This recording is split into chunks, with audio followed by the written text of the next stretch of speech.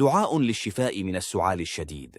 اللهم يا شافي المرضى ومزيل البلاء، اشفني شفاء تاما لا يغادر سقما.